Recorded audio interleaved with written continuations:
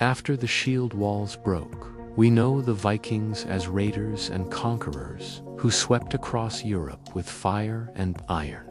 Their longships have become symbols of terror that haunted coastlines for 3 centuries. But the history we celebrate focuses only on the battle itself. What happened after the fighting stopped remains buried in silence. For the warriors who fell defending their homes, death came as a mercy.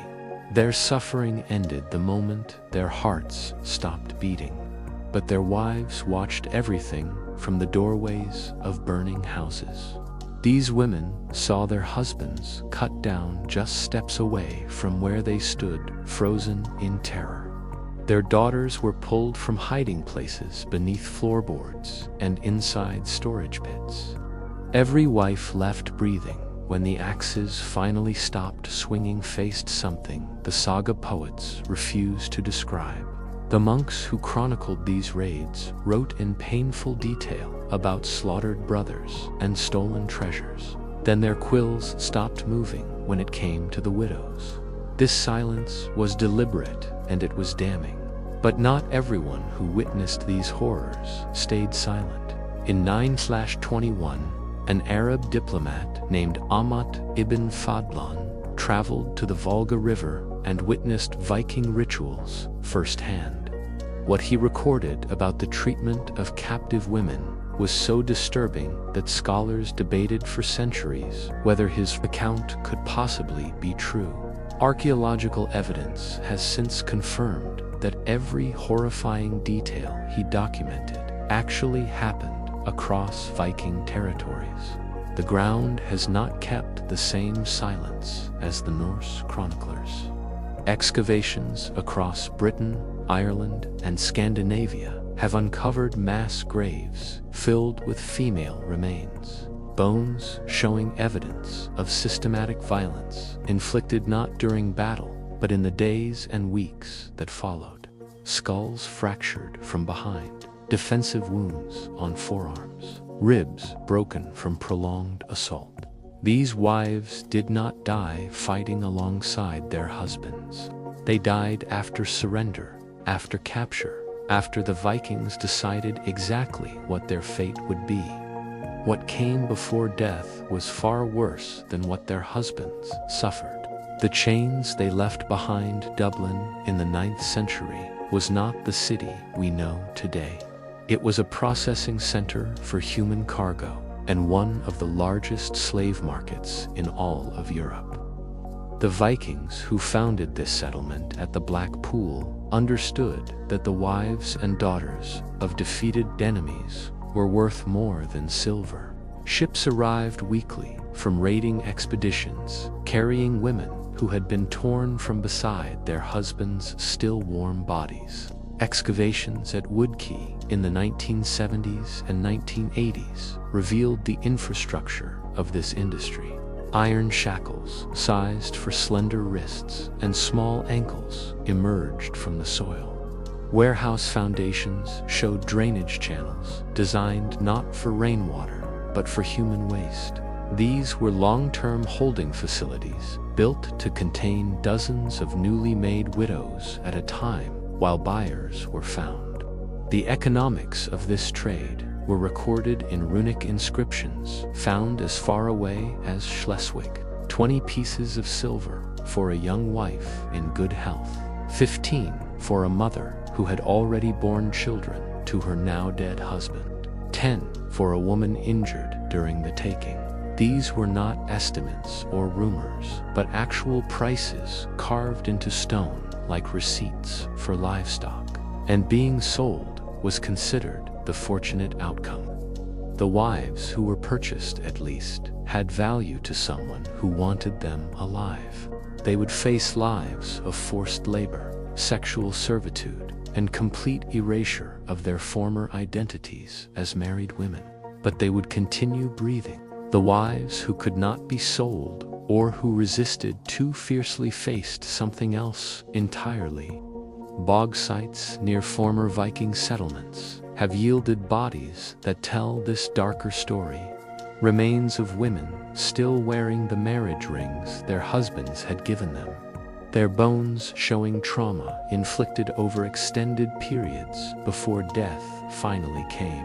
These wives were not executed quickly, and they were not killed in sudden anger. They were destroyed systematically and slowly as warnings to every other widow who dared to watch. The price of flesh. The Viking economy ran on human trafficking in ways that historians are only now beginning to fully understand. Slavery existed in many medieval societies, but the Norse elevated it to an industrial scale that would not be seen again in Europe for centuries. Every major raid was calculated not just for the gold and silver it might yield, but for the wives and daughters it could produce. Captured wives were sorted immediately after raids, while still trembling from watching their husbands die in front of them. Raiders evaluated these fresh widows based on age, physical condition, and appearance, while the blood of their men still stained the ground nearby. Young wives without children commanded the highest prices because their bodies had not yet been worn down by labor and childbirth. Older wives watched as they were valued at less than their unmarried daughters, standing beside them in shock. Wives who had fought to defend their husbands during the attack faced the harshest assessments of their worth. A scarred face or broken limb could reduce a widow's price by half, or render her worthless for sale entirely. Those deemed unsellable faced immediate decisions from their captors about whether they were worth feeding for the journey ahead. Many were not, and their bodies joined their husbands' remains on the blood-soaked ground. The wives who did survive the sorting-faced journeys that broke them in different ways. Ships carried these widows alongside trade goods on voyages lasting weeks in cramped and filthy conditions. Women died from disease and dehydration in the darkness of ship holds, calling out for husbands who would never answer. Others threw themselves into the sea when guards grew careless, choosing the cold embrace of the ocean over whatever waited at their destination. Arab merchants in Baghdad would later write about the haunted eyes of northern widows sold in their markets, describing women who no longer seemed present in their own bodies. For these wives, death would have been a release from suffering that might continue for decades.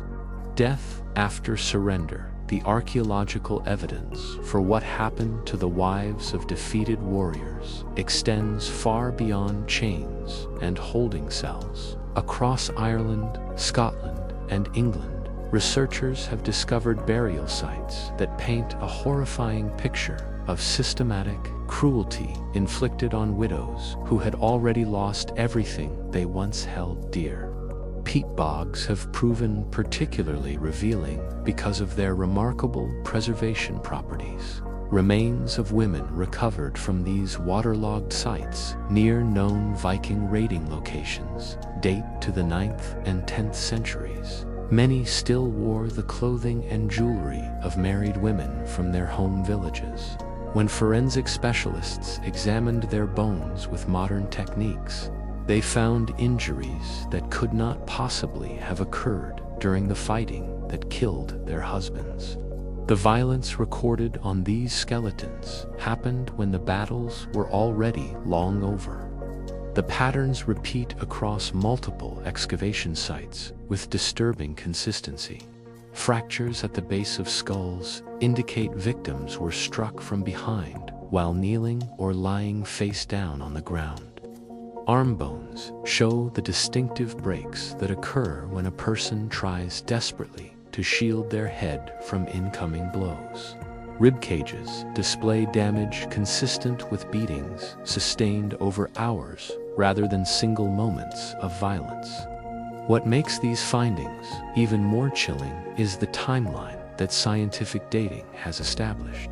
these wives did not die on the same day their husbands fell defending them. Chemical analysis of bone tissue shows they lived for days or even weeks after their initial capture.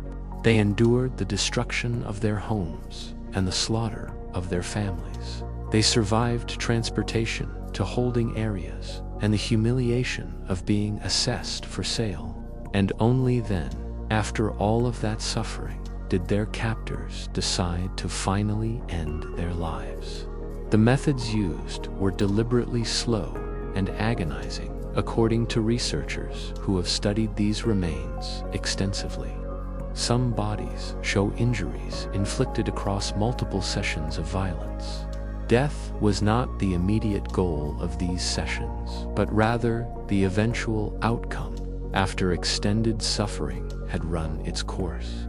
Their husbands had died quickly with swords in their hands, but these widows were granted no such mercy.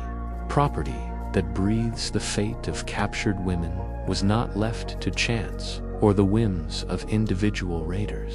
Norse society had developed an elaborate legal framework that governed exactly what happened to women taken in conquest. These laws did not protect the captives, but rather ensured their complete and permanent subjugation. When a Viking warrior killed a man in battle, he gained automatic rights over that man's wife under established custom. The Old Norse term for this arrangement was Egen Kona, meaning owned woman. She became his property in every legal sense the moment her husband stopped breathing. Her consent was meaningless, and her resistance only invited violence that the law would never punish. The GRG's law codes spelled out the claiming process in precise detail that left nothing to chance. A captor had to declare his ownership publicly before at least 3 witnesses within 3 days of capture. If he failed to do so, other warriors could assert their own claims, and the woman might be passed between multiple men before any final ownership was established. During these disputes, the woman existed in a nightmare of uncertainty about whose bed she would be forced into each night. Once ownership was settled, her new status erased everything she had been before. She could not own property or refuse any demand made of her body. She could not testify against her captor, no matter what degradations he inflicted upon her in the darkness of his home. If she killed herself to escape this existence, her captor could legally demand compensation from her surviving family members for the destruction of his property. The law had transformed rape into marriage and slavery into domestic arrangement. Women lived for years and sometimes decades in this condition, bearing children they could not claim as their own and serving men who had murdered their families. The Frilla, beyond the brutality of formal ownership, Viking society maintained another category for captured women that offered no escape and little hope for anything better. The Frilla, or concubine, occupied a space between wife and slave that left women trapped in permanent sexual servitude, with none of the limited protections that even forced marriage might provide. Many of these concubines had once been wives themselves before their new captors stripped away their former status entirely. Powerful Norse men routinely kept multiple women in their households simultaneously. A jarl or wealthy landowner might have a legal wife for producing legitimate heirs, while also maintaining several concubines for his personal pleasure whenever he desired them. These arrangements were not hidden or shameful in Viking society, but rather displayed openly as signs of wealth and status among peers. The more women a man controlled, the more respect he commanded from other men in his community. The widows of defeated warriors often filled the demand that this system of polygyny created across Scandinavian territories. Raiding parties specifically targeted young wives who could serve as concubines for warriors, who could not afford legal marriages, or who simply wanted additional female companions in their beds. A woman who had been the respected wife of a village leader might find herself reduced to the lowest concubine in a foreign Tace household within weeks of her husband's death. The Frilla had no legal standing to refuse any sexual demand made of her at any hour of day or night.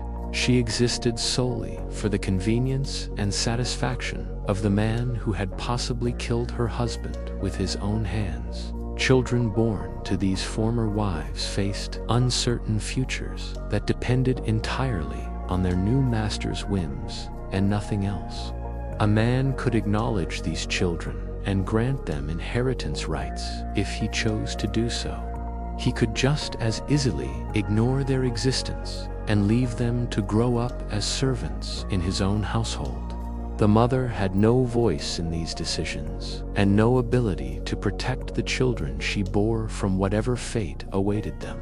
Many of these women spent their entire lives in this suspended state of degradation and hopelessness. They aged in the homes of men who had stolen them from burning villages, watching their bodies used and their children claimed or discarded according to the moods of their captors. They remembered their dead husbands and their former lives, but those memories brought only pain. The Angel of Death, the most detailed eyewitness account of what Vikings did to captive women, comes from a man who had no reason to lie about what he saw.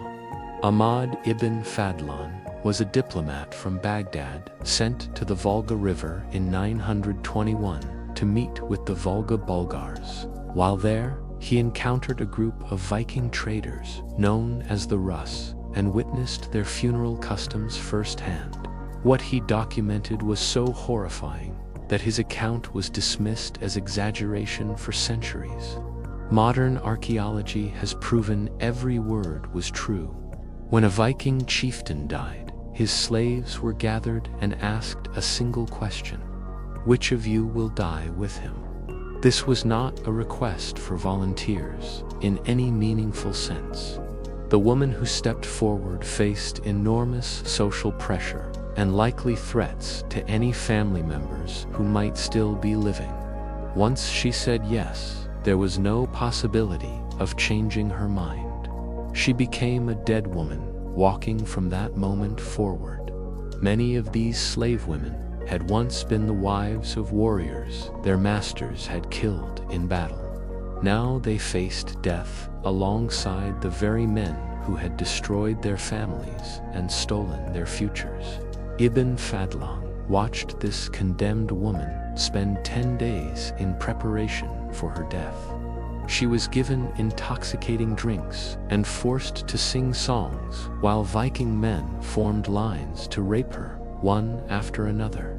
Each man who violated her would say the same words afterward, telling her to inform her master that he did this out of love for him. The assaults continued day after day while she was passed from tent to tent among the warriors. On the final day, the woman was lifted 3 times over a wooden frame and asked what she saw. She answered that she saw her master in the afterlife waiting for her. Then she was led on to the funeral ship where her dead master lay surrounded by his weapons and treasures. An old woman called the Angel of Death placed a rope around the slave's neck.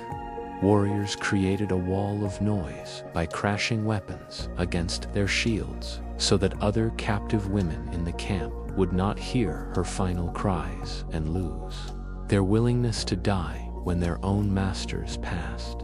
While men pulled the rope tight from both ends, the Angel of Death drove a dagger repeatedly into the woman's chest until her body finally went still. Then they burned the ship with both bodies inside and reduced everything to ash. Made compliant, the woman Ibn Fadlan watched die did not go to her death fully conscious of what was happening to her. The Vikings had spent 10 days filling her body with intoxicating substances that altered her perception of reality. By the time she climbed onto that funeral ship, she was experiencing hallucinations and speaking to people who were not there. This was not accidental, but rather a deliberate methodology perfected over generations.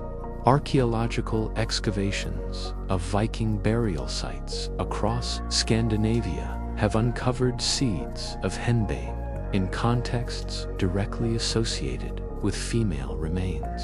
Henbane is a powerful plant that causes hallucinations, confusion, and a strange compliance in those who consume it. The alkaloids it contains can make a person docile and suggestible, while stripping away their ability to resist or even understand what is being done to them. The wives and daughters who found themselves selected for ritual sacrifice were drugged systematically in the days leading up to their deaths. They were kept in a state of chemically induced confusion that made escape impossible and resistance unlikely. When they spoke of seeing their dead masters waiting for them in paradise, they were likely experiencing drug-induced delusions rather than genuine religious experiences. This chemical control extended beyond funeral sacrifices into everyday captivity. Wives who had been claimed by their husbands' killers needed to be kept manageable during the dangerous early days of their enslavement. A woman driven mad with grief might attack her captor or take her own life before he could claim compensation for her death. Drugging her into compliance solved both problems efficiently. The Eastern Road, Dublin, was not the only destination for the wives torn from their conquered homes. A vast network of trade routes stretched eastward from Scandinavia through the rivers of what is now Russia, carrying human cargo toward markets that most European women had never heard of. The Vikings, who traveled these eastern routes, were known as the Rus, and they had discovered that the Islamic world would pay extraordinary prices for fair-skinned women from the north. The journey from a burned village in Ireland or Britain to a slave market in Baghdad could take months, crossing thousands of miles of hostile territory along the way. The route followed the Dnieper and Volga rivers through lands controlled by various tribes who demanded tribute for safe passage. Ships designed for ocean crossings had to be carried overland between waterways, and the captive women were forced to walk these portages in chains. Many died from exhaustion, exposure, or disease before ever reaching their final destination.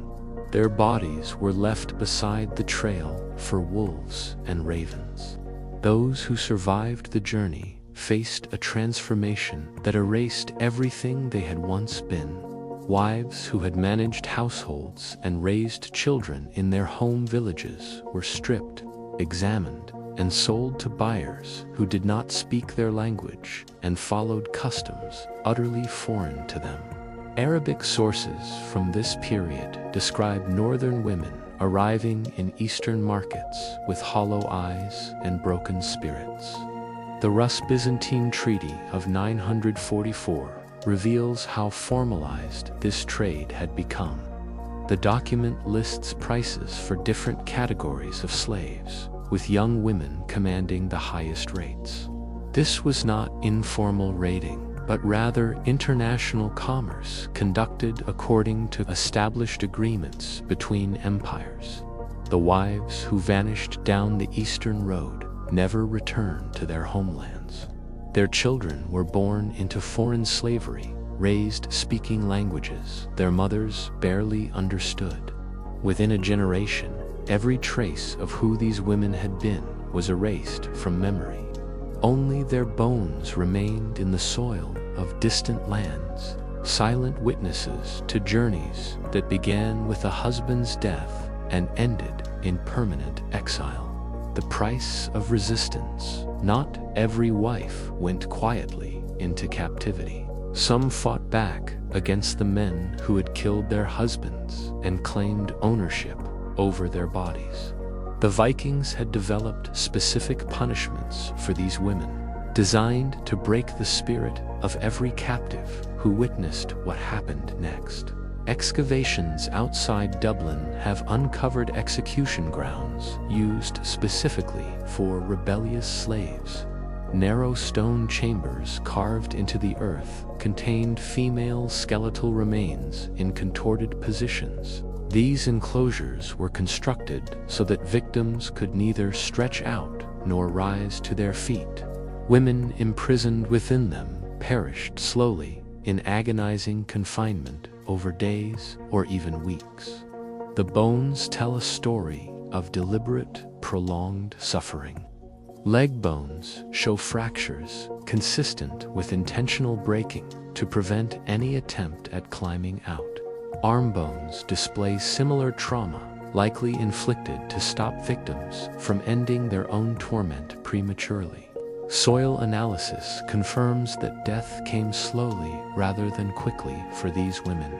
Other wives watched these executions from wherever they were being held, and they understood exactly what message was being delivered. Fight back, and your death will last longer than your husband's entire final battle. Taking her own life offered a captive wife no true escape from this system. If she killed herself, her captor could demand compensation from her surviving family members for the destruction of his property. Killing their own, the most chilling evidence of what awaited captured wives, comes not from the victims themselves, but from what Vikings did to their own women when defeat became inevitable. When Viking power in England began to collapse in the late 10th century, Norse settlements faced a terrifying reversal. The men who had spent generations raiding and enslaving now confronted the possibility that their own wives and daughters might suffer the same fate they had inflicted on countless others. They knew exactly what that fate would be. Archaeological excavations at Repton have uncovered mass graves dating to this period of Viking decline. Among the remains are female skeletons identified through isotope analysis as Scandinavian rather than local British women.